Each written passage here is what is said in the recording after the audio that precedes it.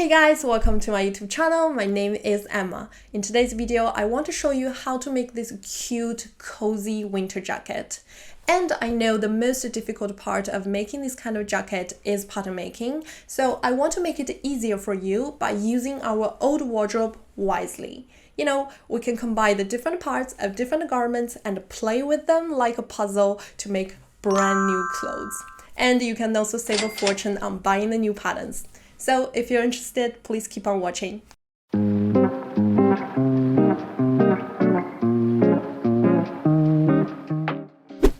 I want a drop shoulder coat, so I find my only sweatshirt that has such a design and use it as the base. Because my sweater has almost the same front and back panels, to save time I only copy the front pattern. If you're not sure about that, it's best to copy all of them. Because I want my shoulders to drop even more, so I extend the shoulder seam by 7 centimeters. Then drop the underarm point down by 5 centimeters. And then I draw the new armhole. Honestly, these numbers are casually decided based on my experience. When you make the patterns, it's best to adapt these variations to the sweater you're using. But don't get too stressed, such a baggy jacket is very forgiving to the numbers. Then I straighten the side seams and extend the bottom edge to below my hip. By the way, because this jacket has buttons, I add around 4 centimeters to the center front for them. Then the front pattern is finished.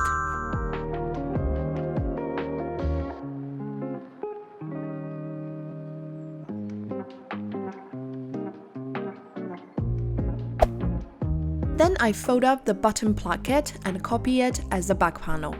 Then I need to change the neckline. The back neckline is more shallow, so I extend the center back by 5 centimeters, then draw the new neckline. Then I split the back panel into 2 pieces, and because I'm using tartan fabric, which makes this design basically invisible.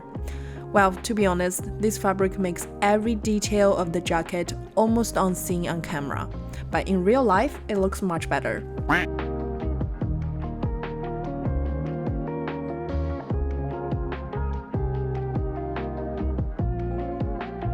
It's time to make the sleeve. First, I draw a cross on the paper. Then I take the front pattern and put the shoulder seam on the vertical line. Then trace the armhole. And then flip that little arc and copy it on the horizontal line to make it look like this. This is not the most professional way to make the sleeve cap, but it must be the simplest. And it works just fine. I already tested for you. Then I draw the rest of the sleeves, and since my front and back panels are the same, so are my sleeves. I just fold the paper and cut off the excess. And here we have it, the sleeve pattern. If you have different body panels, then just repeat what I did here with the back pattern.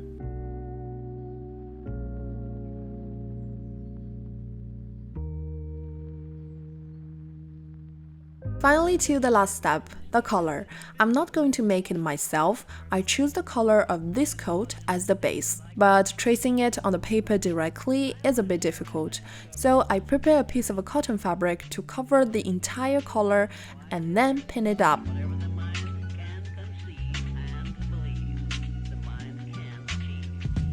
Then I use the fingertips to feel the seam and trace it out.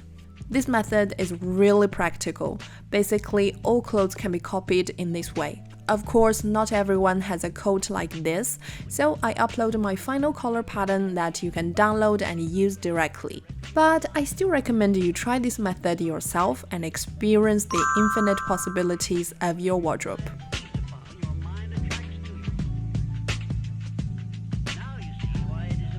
Once I transfer the pattern to paper, I have a base to work with. I decide to make some small changes. First, I think the collar is a bit narrow, so I decide to make it 1 centimeter wider. Then I also don't like the stiff, pointy shape of the collar. I want to add a bit of a soft, feminine touch to it. So I modify the tip of the collar into some sort of a butterfly wing.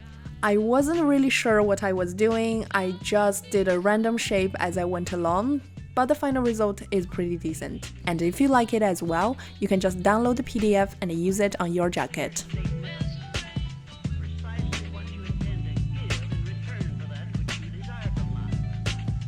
And last, don't forget also to draw that small panel at the bottom as well. Okay, now we can cut the fabric. If you're going to use tartan fabric like me, then you need to pay extra attention to aligning the check pattern.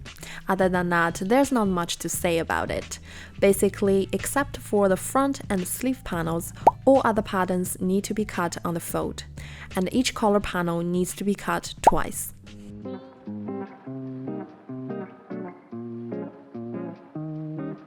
Next is to cut the lining. I divide the front pattern into two parts. The facing needs to be cut with the fashion fabric, and the other part needs to be cut with a normal lining fabric.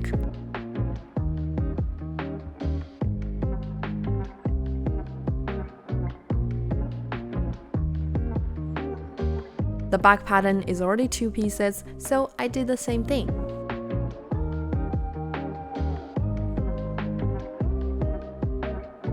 A small note, when cutting the lining for the body, the bottom edge should be 3 cm shorter, and the sleeve lining should be 3 cm longer. Well, normally they should all be shorter, but for sleeve, I'm going to add a cuff. This is why it's a bit different. I know this sounds kind of confusing, but it all makes sense in the end. You have to trust me on this. After I finish the cutting, it gets pretty dark outside, so let's continue tomorrow.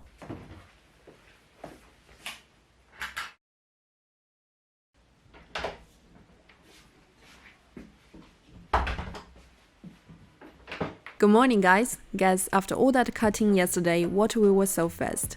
Pockets. The only thing I didn't show how to cut in the video. But it's okay, it's easy.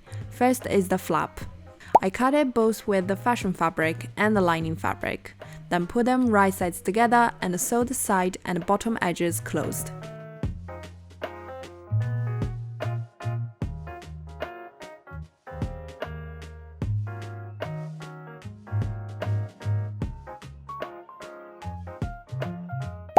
Then do the same with the actual pocket, but this time I sew all around it and leave a small opening at the bottom edge to flip it later.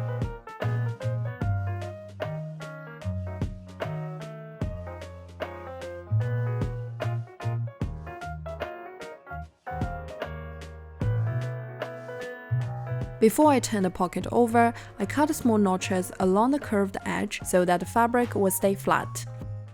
Then I flip the pocket over and iron it flat. Don't worry about the opening. Once we attach the pocket to the jacket, it will be closed by top stitching. Then I repeat the same steps for the flap.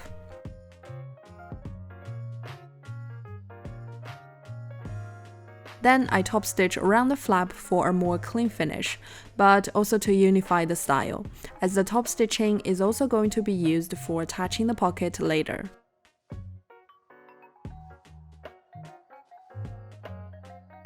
Now let's prepare the front panel.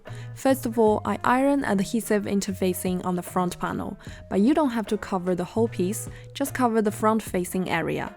Remember how we separated the front pattern into two? Just use that pattern to cut the interfacing. After all the prep work, it's finally time to sew the pockets, and I think this jacket will be 50% easier without them. Well, sewing the pockets isn't hard. The hard part is that I'm using tartan fabric. So I have to be really careful to align the stripes, especially with the flap.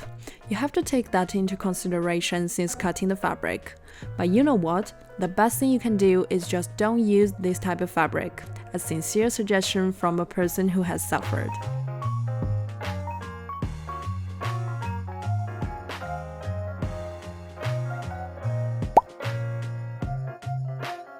To sew a straight line, I use a tape as a guideline, and I find it much easier than using chalk, especially on slippery fabrics. I also noticed that the pocket in the video is basically invisible, which means I did a pretty good job of matching the patterns.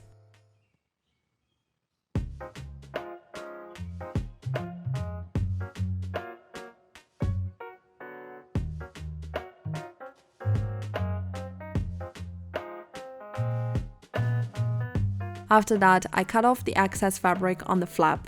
Careful not to cut too close to the seam line, or it may come off. And then top stitch it. By doing this way, we can get rid of the raw edges completely.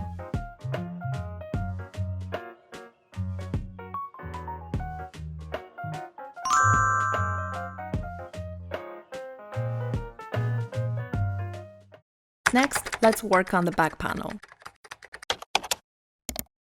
Again, I iron adhesive interfacing on the back yoke and then sew it with the bottom piece right sides together.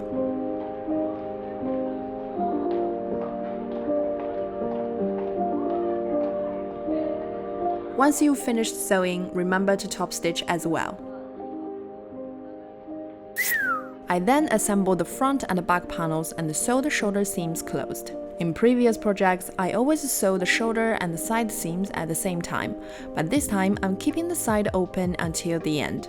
Once you've finished sewing, remember to top stitch as well.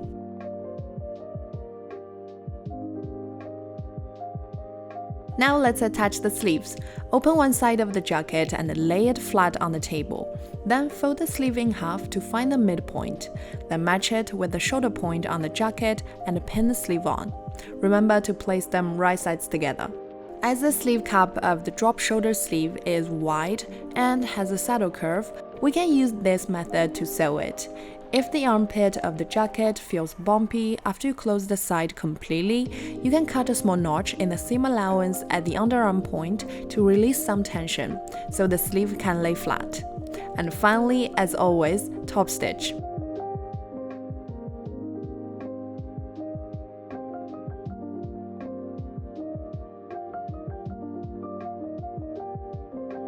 How can a good winter jacket not have side pockets? Actually, the side pockets are best made with wool fabric in a more bent shape. But I just didn't have enough fabric left, so I improvised a bit. But you can do better to get more comfort for your hands. For the pocket, I pretty much just sew the two pocket pieces in the same place on both sides. As always, right sides together. Now I can finally close the entire side. We sew the side, the pocket, and the sleeve, everything in one go. Be patient and slowly pin everything right sides together, and leave a 12 cm opening on the sleeve. And later, we will put a cuff here.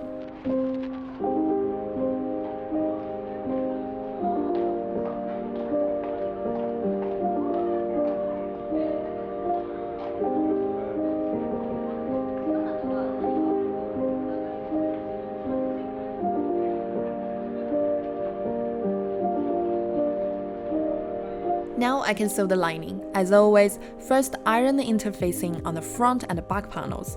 Then sew the two front pieces right sides together, and repeat the same steps for the back. Then I just put the lining together the same way as the outer jacket. The last thing to note is that I left a small opening at the seam between the front facing and the lining. This will make it easier to assemble with the jacket later. It's tea break! I'm not going to wash a plate just for cookies. Kitchen paper does all the job. Don't judge me.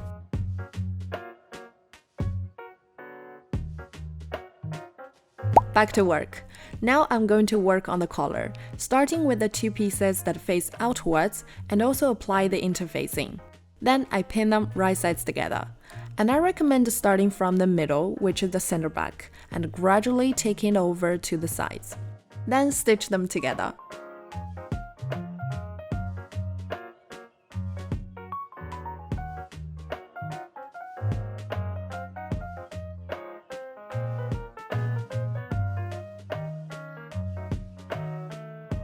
Then I cut small notches along the edge and press the collar flat.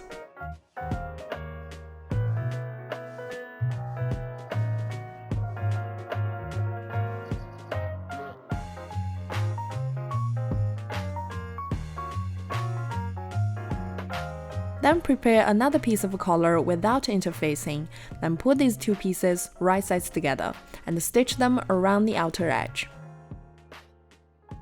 Once again, cut small notches around the corners, and then turn the collar over and iron it flat.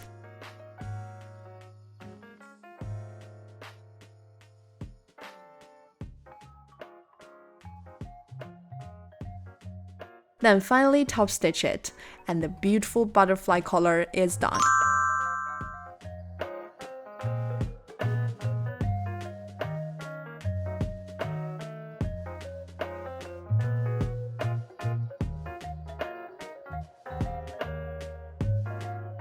Time to attach it to the jacket. I first mark the center back and the shoulder points. Then I pin the collar to the jacket along the neckline using these 3 points as a reference. And lastly, I secure the ends.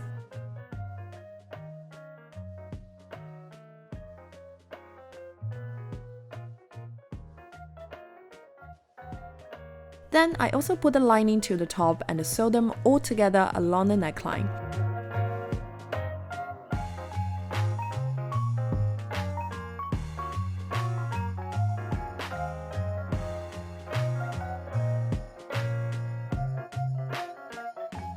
After attaching the collar, I also sew the center front together.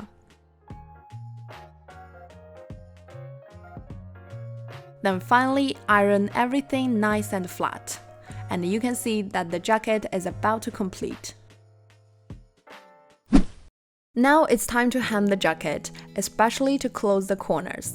Okay, first I fold over the bottom edges of the entire jacket, including the front facing by 5 centimeters.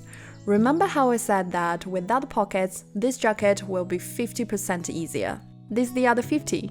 But no need to panic. Honestly, it's just difficult for me to explain it in the video. Once you have the real thing in your hands, you will figure it out immediately. Here comes the hard part. I need to work on the joint between the fashion fabric and the lining. I've already ironed the facing, so I just fold over the bottom edge of the lining to align with it. Once I know how much I need to fold, I stitch the lining in place. Well, here I'm showing what it looks like from the other side. Once I'm done, I fold the facing to the opposite side. You can see that there's still some raw edge left, so I fold it over first and pin it up. Then sew the facing and the jacket together along the ironing crease. Then cut off the excess fabric around the corner and turn the jacket right side out. And ta-da! The most difficult part is done. And it's not that scary, right? After that, I turn the jacket wrong side out and then sew the bottom edge closed. Since we've already adjusted the edge of the lining and the edge of the jacket to be on the same level, this step should be very easy. When I first started sewing, how to finish the edge of a blazer was my biggest struggle, and I made lots of mistakes before I finally found this method that I prefer. There are many ways to deal with this part. I think my method is relatively easy and the final result is also neat. If you don't know how to do it at all, then you can try my way. But if you already have your own solution, then you should just stick to it as long as the result is the same. And finally, just turn the jacket right side out from the sleeve opening and give it a good iron.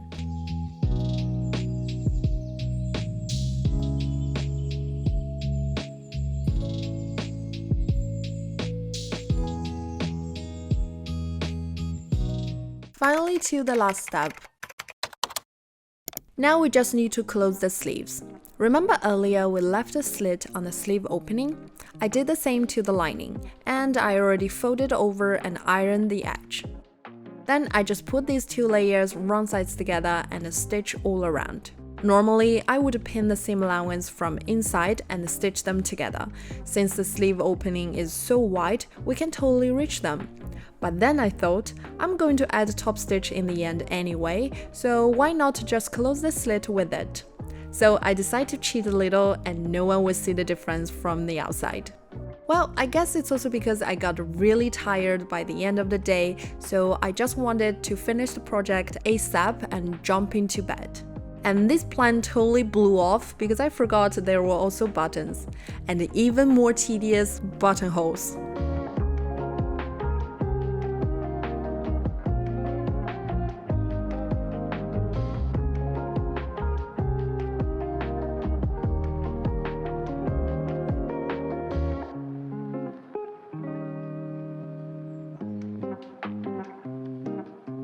Then I prepare a piece of fabric with the interfacing for making the cuff. I fold it in half and stitch the sides.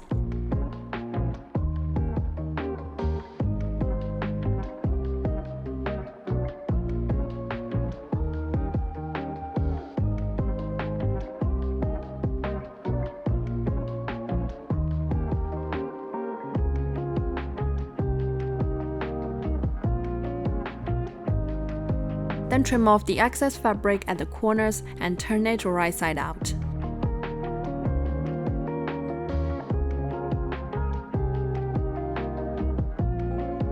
After that, I rip off a bit of a seam at the end, then fold over 1 centimeter on one side and iron it flat.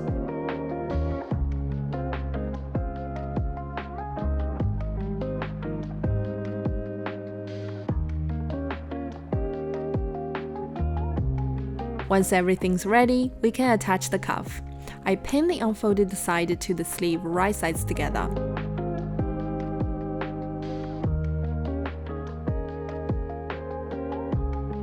When we get to the back side, you can see that my sleeve is much longer than the cuff.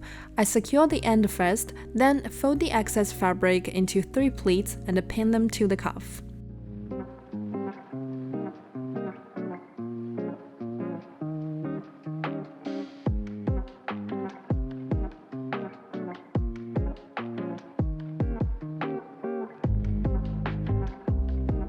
Then sew them together.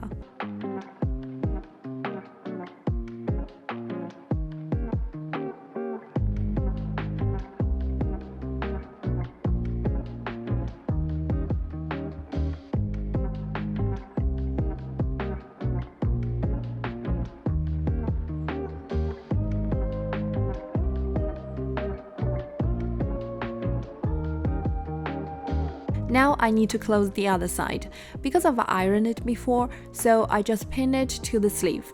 Make sure all the raw edges are completely covered.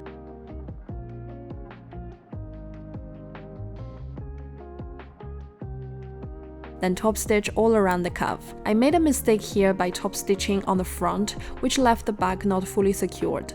Using only pins is not quite enough. You can see how much I struggle sewing here, and that's because the needle underneath are stuck in the machine. I ended up with a crooked stitching on the back, which I had to remove. So you should learn from my mistakes and do the top stitch from the back side. As you can see, even though the lining is longer than the actual sleeve, it doesn't peek through because of the cuff. If the lining and the sleeve are just the right length, because our body has curve, then it could cause a weird fabric pulling situation. Eventually, I top stitch all around the jacket, including the neckline, then the center front, and the bottom edge, and the jacket is pretty much finished. Now we just need to add the buttons and the buttonholes. Well, for the buttons, it's super easy. I just add 5 on the center front and 1 on each pocket flap and 1 on each cuff. And that's it. That's all about it. The difficult part is making the buttonholes. Well, normally I would use my sewing machine for making them, and it works just fine with my buttonhole presser foot on. But somehow this time it just didn't want to work. I think that's because my fabric was too thick and made my thread just keep breaking and getting all tangled up. So eventually I decided to hand sew them. Since I've never done it before, I found this YouTube tutorial that I followed, and I will also link it down below. And I have to be honest with you guys, it wasn't easy. It took me around 15 minutes to finish 1 buttonhole, and I have 9 in total on my jacket. So I really spent a good amount of time making them. And if you're not sure about that, and if you don't want to do that, you can just totally take a shortcut and just send your jacket to the tailor. And the tailor has this kind of a buttonhole sewing machine, can probably get the job done in less than 10 minutes. Well, now I wonder why I didn't do that. Anyway, the hard part is already over and my jacket is already finished, so let's enjoy the final look.